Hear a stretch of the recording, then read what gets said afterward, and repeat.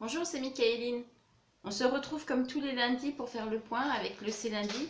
Je rappelle pour les nouveaux sur la chaîne le principe du C'est lundi. On répond à 3 questions.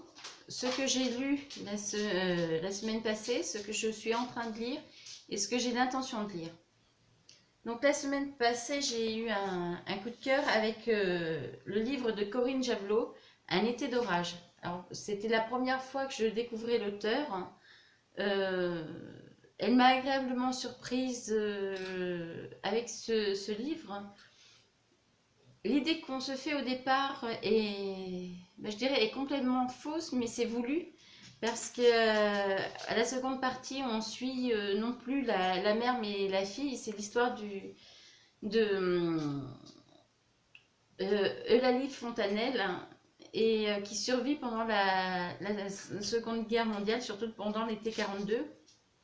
Et pour subvenir à ses besoins, ceux de sa fille et de la nourrice de cette dernière, et qui est aussi une amie à Eulalie, elle va aller jusqu'à devenir danseuse aux Folies Bergères et contrainte et forcée de sortir. Alors j'ai oublié le nom de l'allemand, je sais. Ah oui, voilà. Avec Luven van Baden. Je suis désolée pour l'accent parce que je ne parle pas du tout allemand. Et contrainte et forcée par son patron de sortir avec cet homme. Et puis à un moment donné, elle va se sentir menacée et elle va vouloir s'exiler dans sa famille en zone libre. Et forcément, ça ne va pas se passer du tout comme elle l'avait prévu. Ça va même être un drame complet. Et quelques années plus tard, on suit donc l'histoire de sa fille. Alors, moi, j'ai un problème avec Bita. J'ai un problème avec les prénoms, surtout qui ne sont pas faciles dans ce roman. Et donc, Bita veut savoir ce qu'est devenu sa mère, enfin, pas ce qu'est devenu sa mère, mais qui elle était, l'histoire, pourquoi. Il faut qu'elle réponde à ces questions avant de pouvoir devenir une jeune femme épanouie. Et, euh, et on a besoin pour cette deuxième partie, pour le regard de Bita, on a besoin de cette distance qu'il y a au départ, de ce faux semblant qu'on a sur le livre au départ.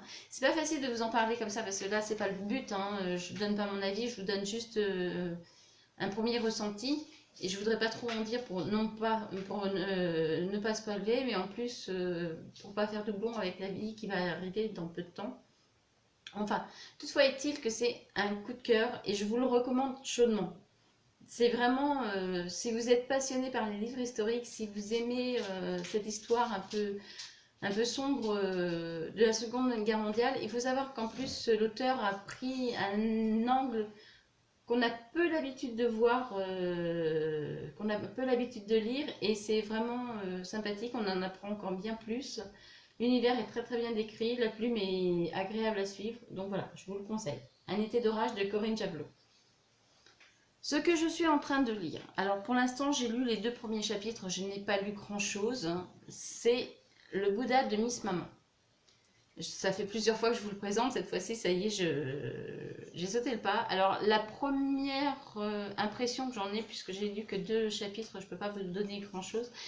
Chi, s'il te plaît. Je ne peux pas vous en dire plus.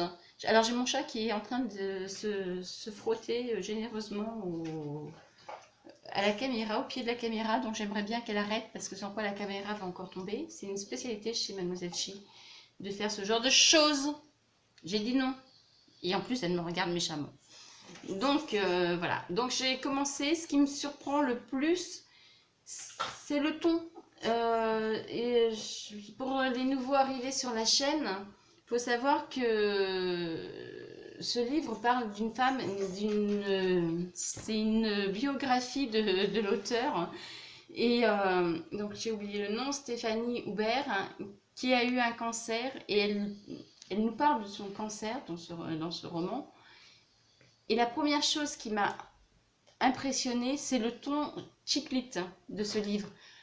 On s'attend à une atmosphère, une plume un peu lourde comme témoignage d'une maladie, et c'est tout à fait le contraire. On a vraiment l'impression de rentrer, si on ne sait pas du tout de quoi parle le livre, On a l'impression d'une chick lit, d'un roman assez frais et humoristique. Euh, Peut-être à l'excès. Bon, j'ai lu que 2 chapitres, je peux avoir une fausse impression. Mais oui, ça m'a donné parfois l'impression que c'était un peu à l'excès. L'humour trop souvent, qui revient trop d'humour, l'humour comme on dit. Et c'était vraiment ça, dans ce roman, ça m'a donné vraiment cette impression. Mais il n'est pas du tout désagréable à lire, hein, bien au contraire. Et bon, bah, je dirais à méditer. Il faut que j'en lise beaucoup plus parce que là j'ai lu que 2 chapitres, donc je peux pas vraiment me faire une opinion tout de suite. Mais c'est la première chose qui m'a surpris. Ce que je lirai ensuite, alors c'est un pavé, hein. Donc je pense pas qu'il soit fini en une semaine, mais ce que je vais lire ensuite, ce sera Les filles de la pluie de Jérôme Leroy aux éditions Syros. C'est un service presse, vous pouvez le voir parce que j'ai un petit document dedans. Et voilà, ça va me faire un petit jeunesse derrière. Je pense que après deux livres un peu forts, un été d'orage était intense au niveau sentiment. Et je pense que le Bouddha de Miss Maman, même s'il écrit de façon très légère, sera quelque chose de poignant. Donc après, je peux prendre un petit jeunesse voilà, pour faire une transition. Voilà, je vous dis à lundi pour le prochain, c'est lundi. Vous avez comme d'habitude en barre d'infos tous les documents sur ces livres. N'hésitez pas à cliquer et puis à aller voir. Et n'hésitez pas à lire Un été d'orage. Voilà. Si vous avez aimé cette vidéo, vous n'oubliez pas le petit pouce et puis de vous abonner à la chaîne. Ciao!